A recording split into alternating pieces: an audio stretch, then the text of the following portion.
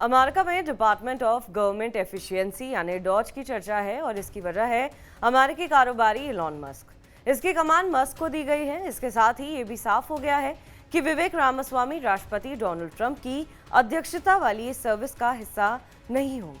बताया जा रहा है कि रामास्वामी के इस सर्विस के बाहर होने की वजह ट्रंप की नाराजगी है।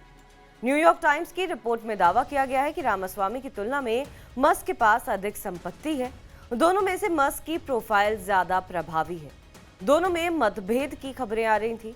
रामास्वामी सोशल मीडिया पर कंजर्वेटिव से सोशल मीडिया पर H1B वीजा को लेकर उलझ रहे थे। ये बात ट्रंप को पसंद नहीं आई थी।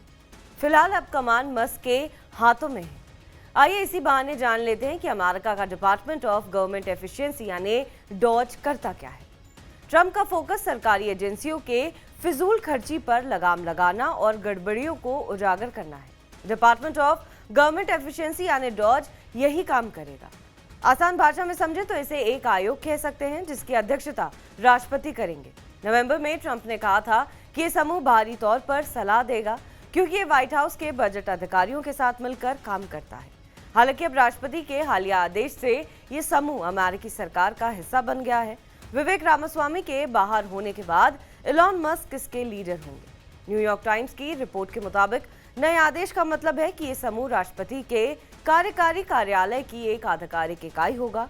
डॉज समूह यूनाइटेड स्टेट्स डिजिटल सर्विस को अपना हिस्सा बनाएगा, जिसे 2014 में पूर्व राष्ट्रपति बराक ओबामा ने बनाया था। इसका लक्ष्य था तकनीक के जरिए सरकारी सेवाओं को बेहतर बनाना।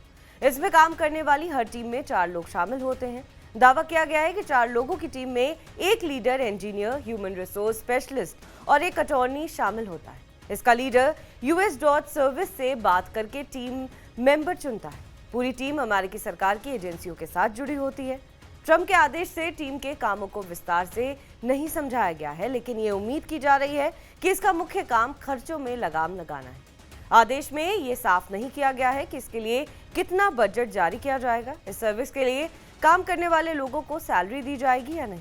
नवंबर में ट्रंप ने कई महत्वाकांक्षी लक्ष्य साझा किए थे, जिनमें सरकारी नौकरशाही को खत्म करना, अनावश्यक नियमों को कम करना, बेकार के खर्चों में कटौती करना और संघीय एजेंसियों का पुनर्गठन करना शामिल था।